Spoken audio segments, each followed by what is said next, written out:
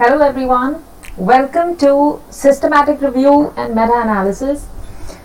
Let me take you to the screen. Now this is what we are about to do. Systematic Review and Meta-Analysis. What is Meta-Analysis? What is Systematic Review? Because people are new to this concept. Okay. So it's a consolidation of review of literature. So no primary data analysis, just a consolidation of review of literature. So it is a new concept, but why meta-analysis or why systematic review is because most of the A-grade papers, most of the A-grade journals today are taking out a special issue of only and only meta-analysis. So what they are saying is that if you are from a domain of finance or if you are from a domain of consumer behavior, whatever domain you are, you have to actually write a paper on meta-analysis. Now today we will be doing the theoretical part. A total research paper of meta-analysis is divided into systematic review and meta-analysis. So first I'll tell you what is systematic review, and it is not literature review. Let me go to the first thing, systematic review. You must have seen papers with it, your faculties must have told you about it, if you are PhD scholars, maybe your guides told you about this. So what is systematic review? Review of literature, I know, that I remember. What is systematic review? A systematic review collects all possible studies of a given topic. It will have all sorts of designs, it will have all sorts of samples, it could have any type of research methodology, it could have any type of results, and we pick up all papers of a particular domain. Okay, during the systematic review process, what do? We start evaluating the quality of the paper. Now, mind you, this whole workshop in the coming 5 days is going to be about review papers. When I say review papers, they are going to be papers that is the secondary data. So, systematic review and meta-analysis is a way of analyzing secondary data. We have nothing to do with primary data. And the reason why this became famous is because in methods like EFA, CFA, SEM, when we used to collect data from primary sources, we didn't get the reliability of the data very well. So people started switching. They said, okay, now the sample doesn't seem to be reliable. So there have to be other methods of seeing, analyzing a relationship, a bivariate relationship. So that is when systematic review and meta-analysis came in. Okay. Now, let me explain to you the difference between a normal review of literature, which I called narrative, vis-a-vis a systematic review. Now, let's take the example which is there on the slide. And just read on the left side what is written about the horse. It says, the horse is brown in color and one of the finest breed in UK. He has won over 500 races and has a rocket bolt speed. This is what we called a narrative. Narrative means qualitative way of describing a horse. But remember, suppose in this example, I am going and buying a horse for a race.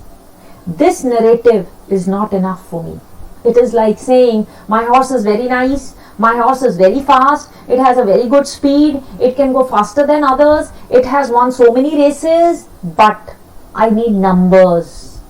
I need the power of the horse. How powerful is he? And to get the power of the horse, I need a number. And that power finding is the technique which systematic review does. Now, what does systematic review do?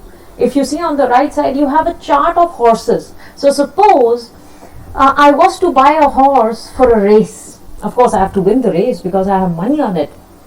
So there are a set of so many horses, and I went to a seller, and the seller says, okay ma'am, you see the horse number 1? I said, okay, yes, I see him. His power is 0.5. I said, okay. Ma'am, do you see the second horse, white color? I said, yes. Ma'am, the power of this horse is 0.8. Ma'am, do you see the black horse? I said, yes. Ma'am, the power of this horse is 0.7. If only somebody could give me the power of the horse, I could decide that 0.8 means the horse is powerful, 0.4 means the horse is not powerful. Now, replace these horses with your review of literature papers. So on the right side, there are not horses, there are some 20-25 review of literature papers. Okay, all these 20-25 review of literature papers are talking about one bivariate relationship. What is that bivariate relationship? Suppose it is purchase intention affecting purchase behavior. Suppose I will collect 25 papers, find out the input values from 25 research papers, and finally conclude that the power of this bivariate relationship, purchase intention to purchase behavior, is 0.8. And the moment I say 0.8, it proves that the past 200 studies that I studied, the overall summary of all those people is that the relationship between purchase intention and purchase decision is 0.8, which is very, very strong. This is what is the whole process of systematic review and meta-analysis. Meta-analysis, of course, the quantitative part. So what are you doing? What are we starting? We are going to take a set of some 200 papers. We are going to collect data from them about a bivariate relationship. Please make it very clear. Meta-analysis can only and only be done on a bivariate relationship. For those who do not know what is bivariate, I'll just take a minute. A bivariate relationship is where we are finding the causality between the dependent and independent variable. So if I say traffic affects pollution, okay, these are two variables, traffic, pollution. Traffic is supposed to be the independent variable and it is causing an effect on pollution, so pollution becomes a dependent variable. We will come to this. So you have to understand that meta-analysis can only and only be done on a bivariate analysis. Okay, and what am I doing? I am collecting some 100 papers of what? Of that one bivariate relationship. Purchase intention affects purchase behavior. And I am consolidating and summarizing that, okay, as per the past 200 papers, this is the summary, the relationship, the strength of relationship, or what we call the power of the relationship, is 0.8, and thus it is very, very strong. So say past literature. Now, it is not that we were not doing this. It is not that we were not doing this. Look at the left side. We were always doing this. We were always doing it, but we were doing it in a narrative way. We were doing it in a qualitative way. We were explaining. How did we write a review of literature for this? We were explaining purchase intention has an impact on purchase behavior. So and so said in year so and so, in a study so and so, that there is an effect of intention to behavior. Narrative. And what is meta-analysis? Summary, power. I'll come to the differences also and I'll give you an example of each. What is the difference between narrative review, when I say narrative review, the basic review of literature, and systematic analysis? Okay, first thing first, that the topics are thematic. When I say thematic, it is more of qualitative. But in a systematic review, we are clearly defined. So we are very, very defined that we are finding out the summary of the relationship of purchase intention to purchase behavior. But when we do review of literature, we don't have such a clear definition. We have a definition, okay, to study the factors which impact purchase. We have a more theoretical, more thematic explanation. But in systematic review, we have to be very clear. Why we have to be clear is because I need to know the bivariate analysis I am about to study.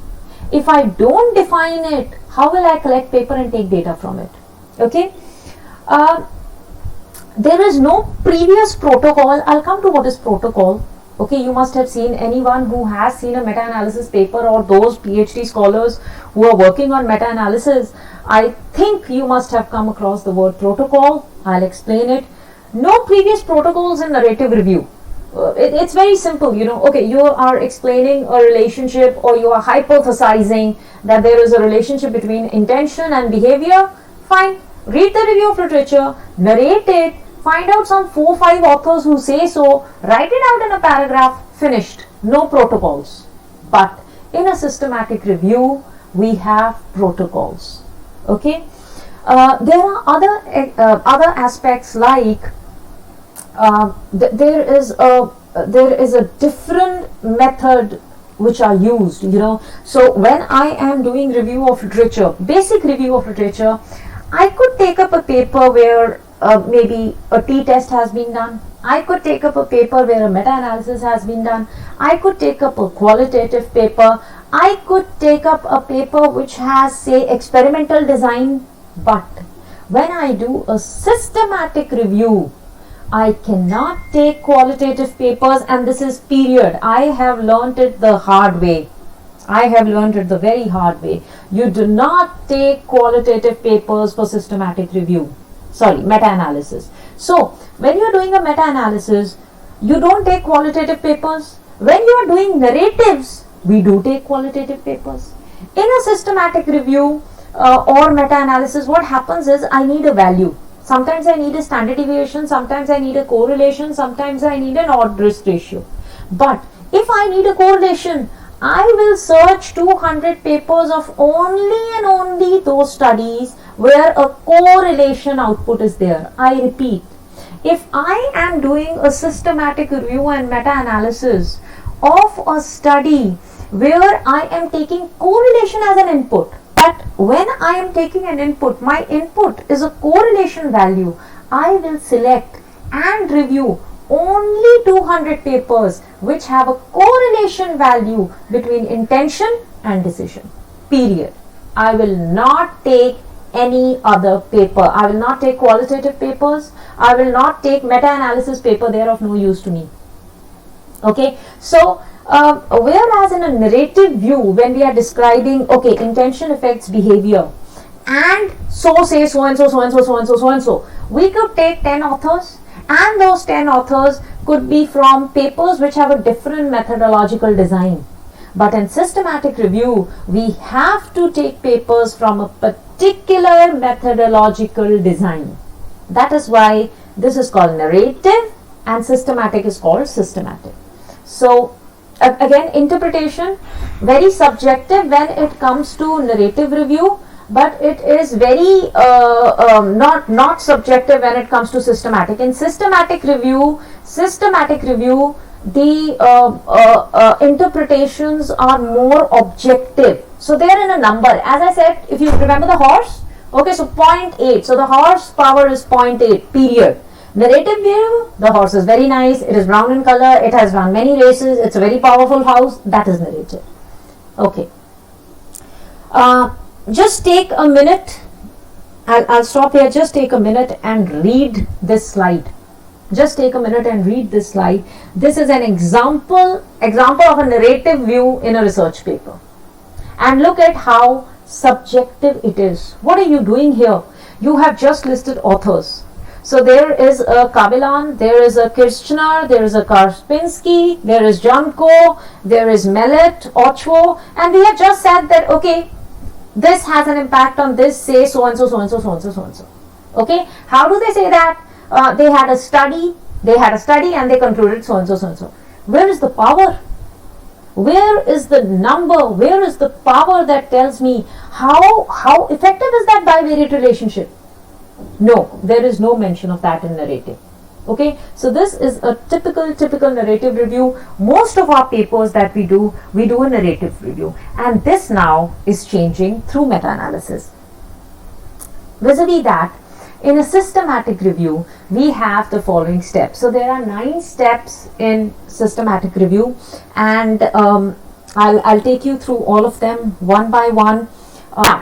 What are the steps of a systematic review? The first thing is that I have to determine a research question.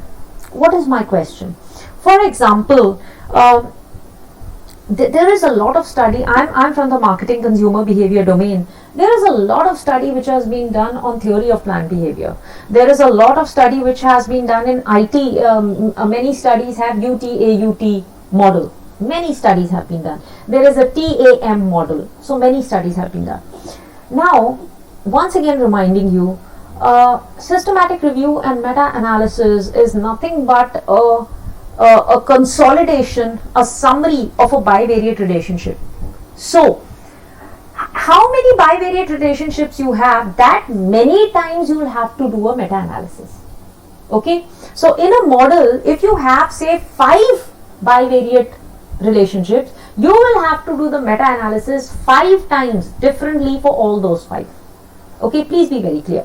So, what is my research question? My research question is that I want to study, suppose I see people have studied TAM, people have studied UT-AUT, people have studied theory of planned behavior, but people have not studied, or maybe, by the way, you can't say people have not studied, because for meta-analysis you need somewhere around 100 papers where a study has been done. So remember, unlike a normal research where we see what has not been done in a research area, you cannot be that niche with meta-analysis, because I need 100 papers, 100 review papers of that particular bivariate analysis.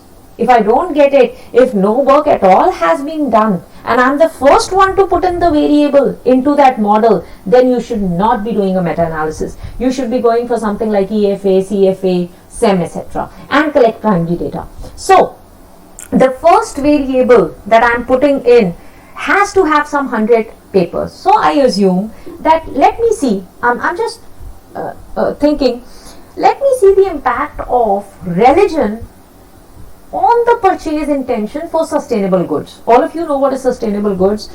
Green marketing, sustainability is a big thing now. But there are many companies which have come in India too. But the problem is the consumer is not buying. So there is no purchase intention of buying. Of course, they can see the board, they can see the brand, but there is no intention of buying. Now, I feel it's a genuine problem in the industry, and most of my research papers are based on problems from the industry. Okay, because managerial implication is easier to write. So now I say, there are so many sustainable brands in India, and people are not buying them. There is no purchase intention. And sustainability is an emotional issue. So can I do one thing? Can I see if religiosity or religion of a person or what he learns from religion has an impact on the intention of sustainable products buying? I want to do this study. Now, remember, I am not doing a normal study with primary data. I am doing a systematic review. So what should I do? I should start searching on Google Scholar or any database, impact of religion on purchase intention. I repeat, I am not doing a normal study. I am not doing a study where I am collecting primary data. And this is not the first variable which is being used in my paper. No, that is not my gap. I should have at least 100 studies where religion and the impact on PI has been established through a value called correlation. Okay, now I start searching papers. But what is my research question? My research question is to find out the power of the impact of purchase intention on behavior. Okay, this is my research question. What is the second thing I do? I assemble a research team. Mind you, I am collecting 200 papers.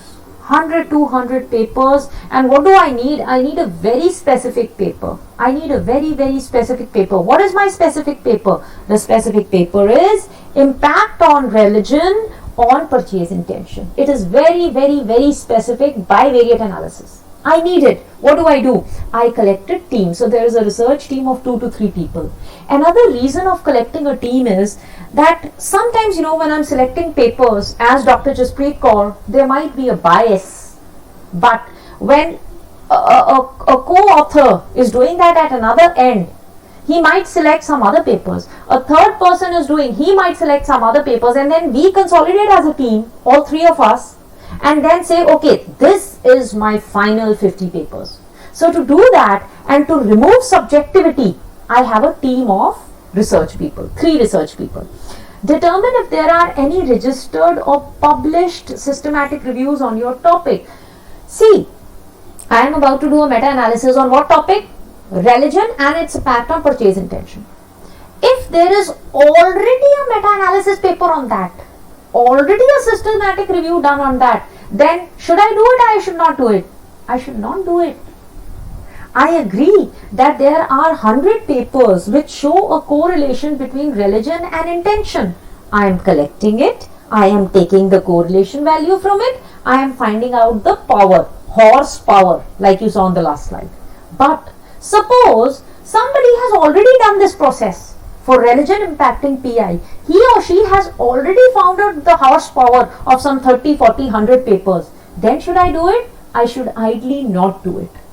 Meta-analysis should be done in a stream where there are many papers in review of literature, but a systematic review or meta-analysis has not yet been done for them. That is the gap when I am doing a meta-analysis paper. Okay, vis-a-vis a normal paper where I say, okay, this variable has never been studied. Okay, that is a normal gap. This is a meta-analysis gap. Now, develop and register for a protocol. I'll explain to you what's a protocol. It's a huge chart.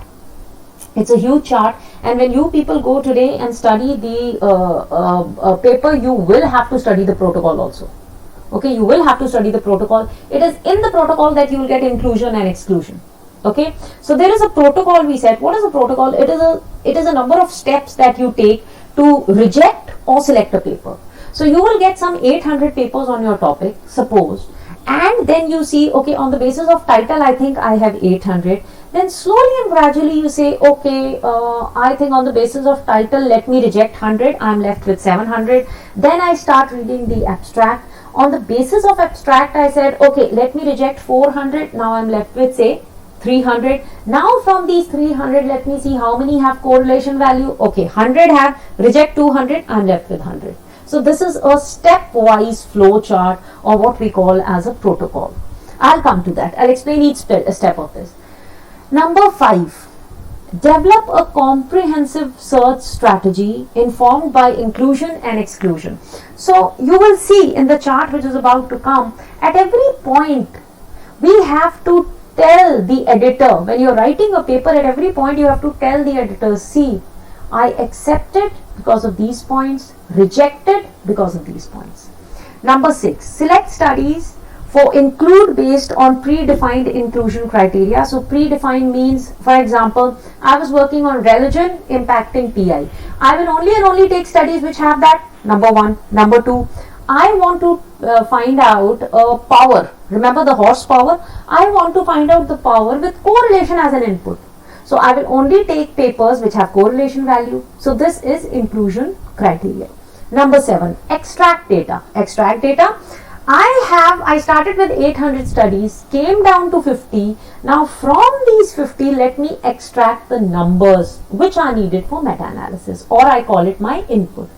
Number 8, interpret and synthesize results for publication. This is where meta-analysis comes. Many people think that systematic review is a part of meta-analysis. They are mistaken. Meta-analysis is a part of systematic review. And last is update review as and when required. So despite the fact that you have these 50 papers which you have come down to, by the time you complete your research in 6 months, there might just be another paper. You are supposed to be including that also. Okay. Now, let me take my slide. This is the model I generally work on. If you go to my ResearchGate ID, most of my research papers are based on this model. And what I work on is, I don't work on a normal buying intention. I work on the buying intention of only sustainable goods. So that's my area. I work on, I have papers on green marketing and basically intention, purchase intention of sustainable products. Why I feel is because sustainability is coming in a very big way, but I don't see any buyers. I don't see any buyers right now. So that is what I'm studying, especially for the Indian population. Now, I was on, if you remember this, determine a research question. How do you determine a research question? We have something called a PICU. Population, intervention, comparison, outcome. In systematic review, we don't just define research question or research objective by saying, I want to study the impact of attitude on intention. No, it is not that easy. It is a systematic review. It's not a narrative. It's not a basic review. It's a systematic review. So in a systematic review, when I define my research question or my research objective, I have to define 4 things: population, intervention, comparison, and outcome. Okay, so I have to define these 4 things to be able to say my research objective is defined. How do I do that? I'll give you an example. I gave you an example. This is the model I study, and this is a ready-made model, by the way. It's a theory of planned behavior, and TAM is also very famous. UAT is also very famous. So these are theories which are very famous. Now this is a ready-made theory.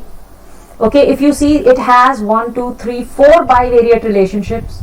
The first bivariate relationship is attitude and intention. The second one is norm and intention. The third one is control and intention. The fourth one is intention and behavior. So there are 4 bivariate relationships. So how many times will we do a meta-analysis? 4 times. 4 times. So for every bivariate, attitude intention, norm intention, control intention, we will do a whole process of studying 30 to 50 papers, taking value from them, and finding out the power. Okay. Now this is a normal model, and I say, okay, I am not satisfied with this. Yet this has been studied by so many people. What am I contributing to them? So I say, okay, let me study the impact of religion. That's a fair objective. But how do I write it in PICU? Population, intervention, comparison, outcome. How do I write it into PICU? This is what the foundation should be. A research question has to be defined as population. What is the population I'm about to study? What is the intervention? Many of you might know the word moderator. Okay, many of you know the word moderator or mediator. Okay, so between 2 variables, there is something called a moderator mediator. When I do meta regression on, I will come to it. I will explain what is a moderator to even people who might not know about it. Okay, so there's an intervention variable which is something like a moderator. There is a relationship between attitude and intention, but there's something which is troubling it in between. That is my intervention variable. Number 3 is comparison, and number 4 is outcome. Comparison as in, what am I comparing? Now let me practically do this with the research I told you. I told you I was studying the effect of religion. I was studying the impact of religion on purchase intention of sustainable goods, and one of the sustainability principles of SDG is not harming animals. By the way, very few people know that sustainable development goals are somewhere around 17 goals, and it is not only greenery or environment. There are other goals like being just to your employees, removing poverty, giving education, and not harming animals. So that is also a part of sustainability. So what am I doing? I am defining my objective now. Look at this example, and you also have to do this, please. So today when you do systematic review of your meta-analysis papers, you will give me an inclusion principle, you will give me an exclusion principle, and you will do a PICU for me. So what I'm trying to do is, today itself I'm trying, if you could give me your objective. If today itself you could study, see the videos, they will be there with you for 24 hours. See the videos and give me an objective like this. Mail it to me. I will see the paper which has been attached. I will read the systematic review and see whether you have made a good PICU or not. That's my responsibility, and I'll mail it to you by tomorrow. So population. What was the population I was studying? When I thought, okay, let me study the impact of religion, of Indians towards intention, what was I doing? I took a population of young, ethically conscious consumers. So what am I studying? What is my population? My population is young, ethical, conscious consumers. Intervention. What is my problem? My problem is that there is a bivariate relationship between attitude and intention. But I feel, apart from attitude, apart from norm, apart from control, even religion impacts intention. I feel so. Or I hypothesize so, and it's not a feeling which is just coming as a researcher. I have 100 papers to support it. not in India, but elsewhere. I have 100 papers to support it. So, religion becomes my intervention. Religion becomes my intervention. I say this is a ready-made model. There are things impacting purchase intention. Fine. I feel even religion impacts. So that is my intervention. Comparison. I could be comparing males and females and the impact of religion on intention. So I could be comparing private college students and public college students. I could be comparing North Indians and South Indians on their impact on intention to buy sustainable products or not. Comparison. Okay. Also, for those who come from the medical line, if there are anyone who's joined from the medical or health sector, comparison is something very common in meta-analysis when you do it in an experimental form. So there what we do is we test a vaccine. So there is something called a control group and there is something called an experimental group. Generally, comparisons are made of the application of the vaccine between control group and experimental group. So that is your comparison. For medical students, your comparison will generally be between the people who have been given the vaccine and who have not been given the vaccine. Okay. For people who are into sociology and psychology, okay, anybody in anthropology, sociology, psychology, your comparison groups could be a person who has been given psychological therapy vis-a-vis somebody who's not been given psychological therapy. Okay, somebody who is afraid of red color versus somebody who's not afraid of red color. So these are the comparison groups. We have to define what we are comparing in systematic review. Last is outcome. Outcome is, why am I doing this whole research? See, at the end of every research paper, for those of you who have written and those who haven't written, you should go and see a research paper. The last one paragraph is always implications. Implications means there is no use of doing this whole research. There is no use of doing this academic bookish research if I cannot apply it to an industry, if I cannot apply it to a medical line, if I cannot apply it to my patients, if I cannot apply it to my doctors, if I cannot apply, if I'm an HR person, human resource person, I can't apply it into an office, this research is of no use. So, you have to be very clear while defining objective. Mind you, this is only defining objective. We are still on point number 1 of systematic review, defining objective. So, when you are defining an objective, you have to say, why am I doing it? Why was I doing my research when I was studying the impact of religion on intention of sustainable goods? Why was I doing it? I was trying to find out, are people avoiding the products which are made of animal harm? So, if there is a bag of a brand Gucci and it is made of ostrich skin and it costs 9 lakh rupees, luxury, in luxury this is a very big concern, by the way, sustainability is a very big concern. So, there is a bag of Gucci, it is made of ostrich skin, it is worth 9 lakh rupees. Are people buying it or are they not buying it? Is religion a criteria in them deciding to buy it or not deciding to buy it when it comes to India? Yes, we are religious people. If I find that religious has an impact, suppose my research, I studied 100 papers, I found out a very strong power, 0.8 of religion impacting intention. What do I conclude? What do I go and tell the Gucci company? I go and tell them, listen, in India, religion has a very major impact. Says who? Says 100 authors whose paper I studied. Says me, who did a meta-analysis and found out there's a very strong power, 0.8. So don't bring your ostrich back to India. People will not buy it. They avoid products which cause animal harm. This is my outcome. So, I have not even started study, but my population, intervention, comparison and outcome should be very clear. Okay, I can repeat this example for, say, let me take another field. This is a marketing. Let me do it for human resource.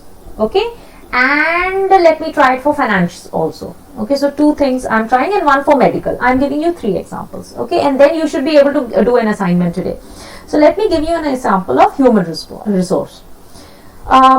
there was a resource, there was a FTP I was attending of Dr. Sajid Pradhan, and he gave me a very good example. He says, I am an HR person and I work on abusive supervision. What is abusive supervision? Abusive supervision is when the boss abuses more, does the employee work? Okay, now what is the relationship? The relationship is between abuse and performance of an employee. I repeat, we are studying the bivariate relationship of abuse and how it impacts the employee. Okay, what is my population? My population is Indians working in the education sector. Suppose Indians working in the education sector. What is my intervention? My intervention is abuse. There might have been many authors who have studied many factors which impact the performance of the employee. But what is my intervention? What is my contribution? My contribution is abuses. Abusive supervision is my intervention. What is my comparison? My comparison over here will be subordinates which have been abused and performing vis-a-vis subordinates which have not been abused and performing. This is my comparison group. Okay, what is my outcome? Why am I doing this whole thing? Why am I going to study 200 papers? I am going to study 200 papers because I want to know, I want to know that does this abusive supervision work? If it works, I will suggest, okay, abusive supervision works in India, please abuse your subordinate. But if it doesn't work, if it doesn't bring in performance, it is bringing in more stress and rather downgrading the performance of an employee, what will I go to the industry and say? I will say don't abuse because it's not bringing in performance. Okay, so this is an HR example. You can please apply it on finance. You can apply, I've given you a medical also, so that's about PICU, objective.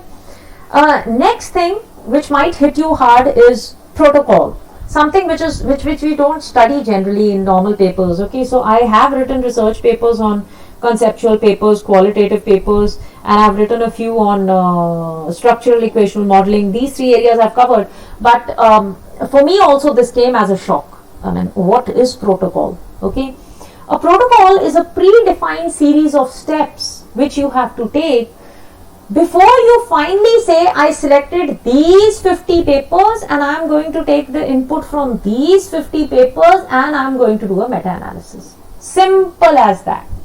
And this protocol is defined by something that I call PRISMA.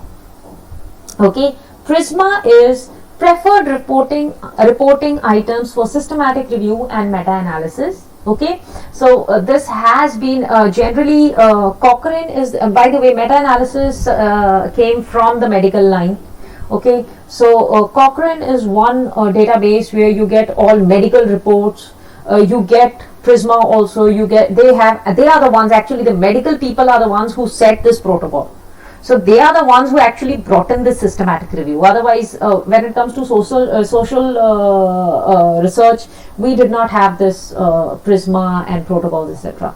So there is a protocol set. They have defined the steps that you have to take to come to those 50 papers. To come to those 50 papers and say, okay, now I'm going to take data from these 50 papers. And that protocol has been defined by something called PRISMA. And what is PRISMA? This is what is PRISMA. Again, as I said, you will go back and see the meta-analysis papers of your domain. So please, those who are in finance, please go to a financial paper. Those who are medical line, please go to a medical line paper. And just go through this chart. You should be finding it. If you go through a meta-analysis paper which does not have a PRISMA, please discard it. Please discard it. And for today, your assignment is that you will find a meta-analysis paper which has a chart like this. Now, this is PRISMA. What is it? It is a simple systematic way of telling me how I came to my 31 selected studies. And mind you, if you remember the last slide, I told you we search an objective, okay, we make a team. So this whole process of finding articles and finally boiling down to 31 papers is done by a team of at least 2 to 3. There were some PhD students who asked me in my last meta-analysis workshop that, ma'am, I am a PhD student. I'm doing my PhD alone. Then how do I do Prisma? Because you said you need 3 people. So the other 2 reviewers might not be your co-authors or people you're working with. They might just be your guide also. So if you have selected, if you've done this whole process and you've come to some 31 papers, you can always go to your guide and say, sir, can you please review them? So even if he reviews them, that is also called a second opinion, so it removes subjectivity. Okay, so even if you don't have a group of 3 people, it's absolutely fine. Now, just see how I start. And ideally, of course, in one day it will be very difficult for you to do, but after we finish this workshop, those who want to write papers, this is the process we will start with in your respective domains. And I would suggest all of you, those who are from finance, please group up today itself. Please chat over the WhatsApp, group up. Those who are from HR, please group up. IT guys, group up. Medical guys, group up. Please group up today itself. Now, I went to a database. This could be any database. It could be a Web of Science, it could be Google Scholar, it could be ProQuest, it could be SSI, any database that I want to. We all have different database in our domains and we know it. So I generally go to Google Scholar. I trust it more. And when I go to Google Scholar, I type the bivariate relationship I was studying. And what was I studying? I was studying the impact of religion on intention. So I go to Google Scholar and I type impact of religion on intention. Now I get some 6,600 search outputs. I get some 6,600 search outputs or 6,600 articles on Google Scholar which are talking about impact of religion on purchase intention. Now what do? I start including and removing, excluding a few articles. Look at the first step, and this is actually being taken from a research paper, by the way. So this, I'm telling you, this is a practical picture of a research paper. So this person took some 6,600 articles, found some 6,600 articles, and he says he found it from 3 databases. So if I go to Web of Science, if I go to ProQuest, if I go to Google, imagine I have to go to these many databases and find out all articles which say there is an impact between religion and intention. Only bivariate analysis, no other analysis, one bivariate analysis. So I go to 3, this guy went to 3 article database and he found out some 6,638 articles.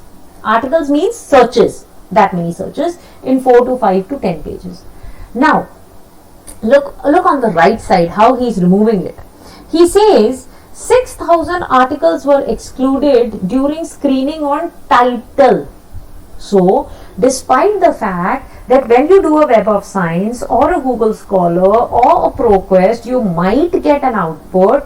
On the basis of title, you can say this paper is not relevant. And it's happened many times with me. I'll give you an example of what had happened with me. I was studying impact of religion on purchase intention of animal harm products. I got some 5,000 searches in Google Scholar. But when I started reading their title, what was the title? People of sick mentality harming animals. Mental illness and harming animals. Cruelty on animals and psychological implications. Cruelty of animals and criminology. These are the titles I got. Are they of any relevance to me? No, they are not. No, they are not. What am I searching? I am searching, there is a luxury product. It is made of animal skin. Does religion have an impact on the intention of that product? Yes or no? That was my, remember the research objective. You should remember it 5 times a day. And suddenly I get articles about religion and cruelty, cruelty of animals and criminology, cruelty of animals and mental health. I don't need those studies. So on the basis of title, I have excluded 6,000 studies. How many am I left with? I am left with 1,395 articles. And mind you, these are from 3 databases. These are from 3 databases. Now, 1,395 articles that I had, there were 198 duplicates. How did this happen? I was collecting it. How did it happen? Remember, you were not collecting it. 3 people were collecting it from different areas. it is possible that articles could have got duplicated. So the second thing they have checked is, in the second step is remove duplication. So out of 1395, they said I removed 198 duplicate. What is the second thing they did? They also grilled the articles through abstracts. Okay, so what did they do? Next thing, title 6000 removed. Okay, 198 duplicate removed. Okay, how many left? 1197 were left. Step number 3, point number 3, what to do? 821 articles. This is the time when you get 1197 articles after duplicates are removed, after title screening is done. That is when you come and read the abstract of the paper. That is this abstract talking about impact of religiosity on intention. Is it talking about that? Maybe it's not talking in the context of Indians, doesn't matter. But it should be talking about impact of religion on intention. So I say, I read the abstracts and I found, my God, out of the 1197, 821 did not talk about my topic. So what do? Remove them, chuck them out.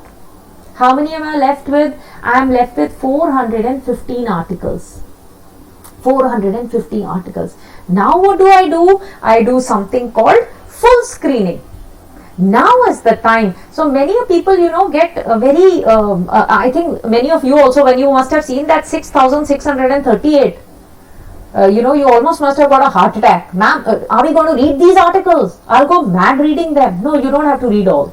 You don't have to read all. A few will be rejected on the basis of title. A few will be rejected because there are duplicate. A few will be rejected at the abstract level. And you will be left, yes, you will be left with some 400 articles. Based on your research objective, this could be 200 articles also.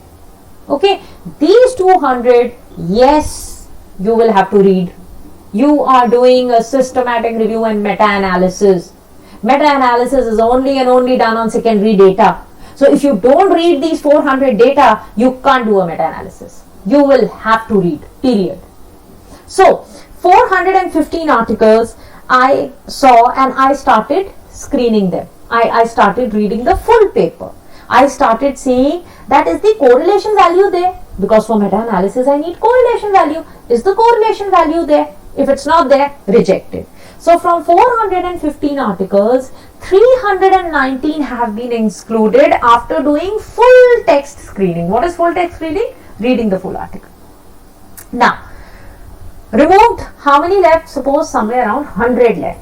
Fully screened, well screened by 3 people, correlation values are there, impact of religion on intention is there, I got some 100 articles.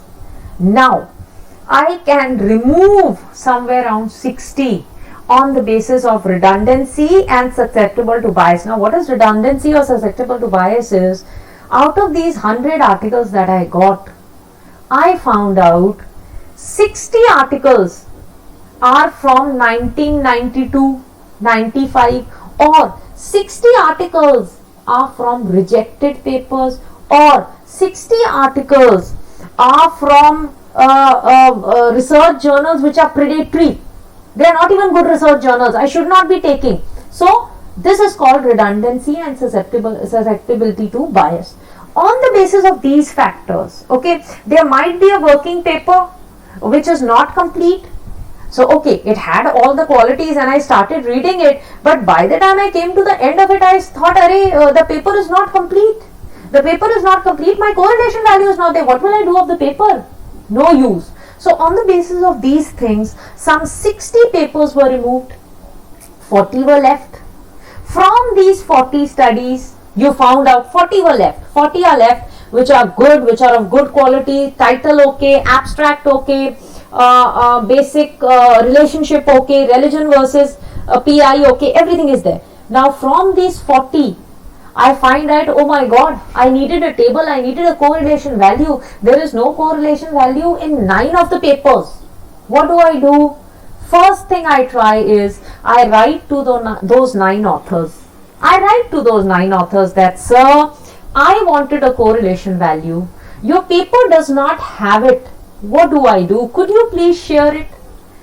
If you are lucky enough, you will get a reply from the author for the 9 papers, but if you are unlucky, what do? Drop them. So from those 40 papers, I did not get a correlation value from 9 papers. For meta-analysis, correlation is needed. So what do? I drop them. And I am left with 31 studies. Now, my meta-analysis will be on these 31 studies. Look at the process. Look at the, just compare this to review of literature. Whenever we write a hypothesis, if I was to hypothesize that religion impacts intention, what do I have to do in a research paper? I just have to give some 500 words. I have to give some 4 authors who say that yes, religion impacts intention. That is all I have to do. I could take up any 4 authors. From generally, I go to A-grade journals. I pick up authors and I get 4 authors and I write, okay, religion impacts intention. Finish. Khalas. Finish. But look at over here, what have you done? We've still not started analysis. That choosing of that 4 authors was so easy in review of literature. But this choosing of 31 papers is so difficult, so methodological, so systematic, and thus the name systematic review. Thanks to the medical line who gave us this, by the way. So let me come to how you can select, or what is the selection criteria.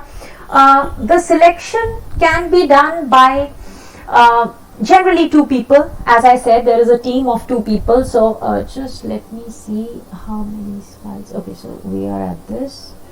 Okay, so the selection can be done by 2 people, a team of 2 people. Okay, the selection criteria for or the database that you choose could be as per your, for example, in medical line, Cochrane database is very, very famous. In the social sciences, that is management studies and commerce, the ABDC list, the Web of Science, Scopus, ProQuest, SciLit, so these are more famous. So I leave it to you to define your database. There is a reference list of identified papers which has to be seen for inclusion. So what happens is, sometimes when I read one paper, say on religion impacting intention, I have a reference list at the end of the paper. I start picking up papers from there because they are similar to my topic. So even that can be done to find out this huge database of some 800 papers. Authors of published paper could be contacted. So suppose there is a published paper and it is paid, like in Emerald or something, and I cannot get it, I'll have to write to the author and get it. Okay, and the research objective is only and only bivariate, that I have told you. Coded correlation should be available to write for authors. See, in case of social sciences, it should be correlation. In case of experimental studies, we need standard deviation and means. In case of, again, medical studies where there is a sequence of, say, an event which has happened, say surgery or death, we would need odd risk ratio. We will be talking about all these 3. Okay, but after all said and done, the papers that I select should be having these values. If they don't have the values, it's of no use to me. Okay, and then we tabulate these characteristics and find out the effect size. That quantitative technique of analysis is called meta-analysis. So again, I'm reiterating, you all will go today, find out a meta-analysis paper, study the systematic review, and PICO, P-I-C-O, that is the research objective, on email. Okay, also please study the Prisma. Please study the Prisma in your paper, and please write to me what were the inclusion principles and what were the exclusion principles. Okay, so you have to first of all find out a paper of your domain. Okay, study the Prisma, study the PICO. If there is no PICO, doesn't matter. If you don't find a PICO in the paper, it's absolutely fine. You can make a PICO yourself. Okay, when you read the paper, you will come to know what was the population, what is the outcome. This you can write yourself, you don't need it in the paper. But after reading this paper, please do write to me what were the inclusion exclusion principles. Okay, now people confuse. I think you are now pretty clear about what is the difference between literature review and systematic review. But many people also confuse between systematic review and meta-analysis. Okay, now systematic review answers a question, okay, and we say that this objective is answered and there is an inclusion and exclusion criteria to it. Okay, so we just did a systematic review through Prisma where we defined what was included and what was excluded. Meta-analysis is when we get those 31 papers at the end of the flow chart and start taking data from it. We start pulling out data from it and we do a statistical analysis of those 31 papers and then finally say that this horse, which horse?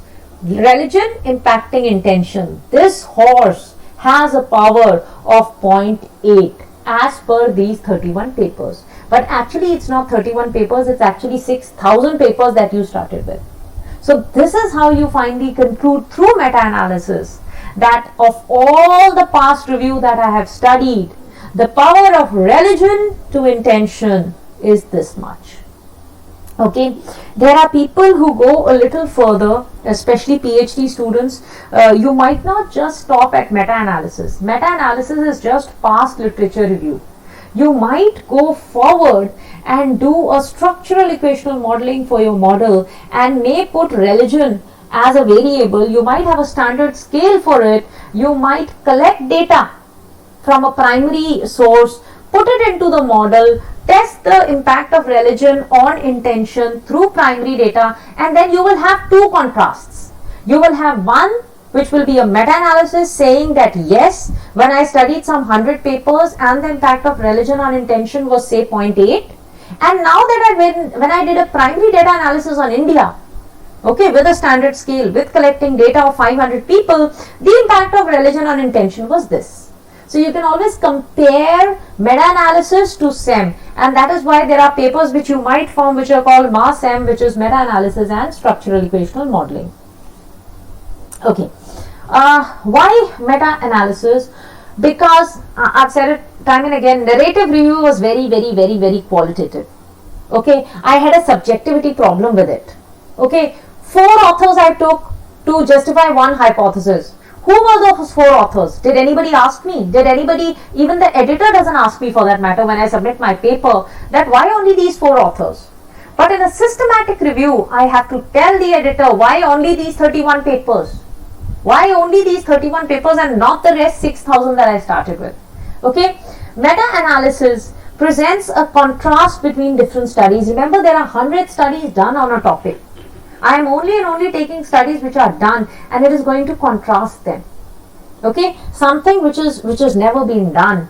Okay, if I want to know even when you quote those 4 authors in your literature review or narrative review, you say, okay, this person said there is a relation, the second person said there is a relation, the third person said there is a relation. But still you don't say, finally, that is there a relation or not according to past review. Meta-analysis does that. Okay, and it is powerful to estimate the power or true effect as opposed to a less precise effect size. Okay, so just let me see. Okay, so I'm down to the summary of what this is, summarizing what we have done till now. Just understand this from this example. I'm just summarizing all we did. I want to make a team of polo. Okay, my own home team of polo. And I go to the market and I say, okay, show me horses. I want to make a team of polo. I need some, how many ever horses? I need some 5 to 10 horses. And I go to the market and these are the horses. Now imagine, some horses are small, some are big. When I say small, I mean, small means height is small, okay? But maybe the seller says, ma'am, this horse which has a small height has a power of 0.4, and this huge horse, black horse that you say has a power 0.8, and this white one has power 0.5. And I tell him, I need a polo team of 10 horses. Give me all these 10 horses and tell me the calculated power of my polo team. And he says, ma'am, the power of your polo team will be 0.7. Now, just take that seller to be a researcher. Take all these horses to be your review of literature research papers you have taken from the past. Each paper or each horse will give you one power, 0.3, 0.2, 0.5 for one bivariate relationship. Remember, all these horses are going to give you the power of only one bivariate relationship. Religion is to intention. So, these all horses are nothing but authors of those papers. And they are giving you a particular power, and you are taking all these horses together and saying, okay, now the final power, consolidated, summarized, average power of this relationship is 0.7. Okay, this is the whole process that we have done. And what is systematic review? Systematic review is choosing these horses. Systematic review, remember, there might be thousands of horses when you go to the seller to make a polo team. How many will you choose? On the basis of rejection, inclusion, exclusion, you will choose some 31 horses. That's not an exact number. I mean to say you will choose some 30 to 50 horses, which means you will choose some 30 to 50 research papers, so that I could do a meta-analysis and calculate the total power of my polo team or my meta-analysis research objective. Okay, I hope till here we are clear. In the next we are about to do is, we are about to do an effect size. So there is an effect size we will be calculating. Effect size is nothing but the power of these horses taken together for one single bivariate relationship. And then there is something called heterogeneity. Okay, if you see these horses, they are not all same. They are different, heterogeneous. So when we take a study of 100 studies together, sometimes we see that the studies are very different from each other. We have to explain that heterogeneity.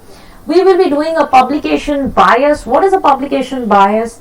Despite the fact that I made a protocol and there was a prisma and there was a procedure and I came to 31 papers, there still might be papers I have left.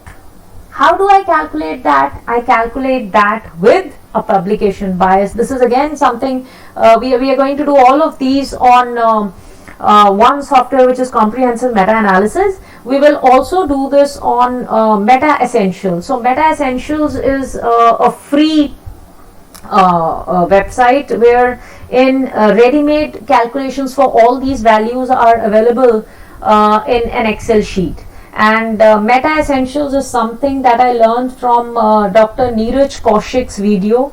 So hats off to him. I mean, all credit to him, because I have found out a free source also. A comprehensive meta-analysis software in which we will do all these values is a paid software. So you will all have to install it today so that you can start doing calculations on it. That is one thing we will be working on. It's a very, very simple software, very, very quick. And the second is Meta Essentials. So you can please download Meta Essentials also, and this will be like an Excel sheet. So it will have an input table. We'll do that, and the moment you enter the input, whatever correlation value or sample size, on the right side you see sheets which give you heterogeneity, which give you effect size, publication bias. Automatically on the other sheets it gets calculated. Again, Meta Essentials, thanks to Dr. Neeraj Kaushik for giving me this Meta Essentials. It's absolutely free, absolutely free. So CMA, of course, I had to buy, and I'll be working on that, but Meta Essentials is absolutely free. So if you want to do meta-analysis papers, you don't want to buy a software, please go to Meta Essentials, put your data, it will give you the output. I'll show that to you also. Okay, so we'll end here for meta-analysis, and the next topic now will be effect size, right? So we'll go to that.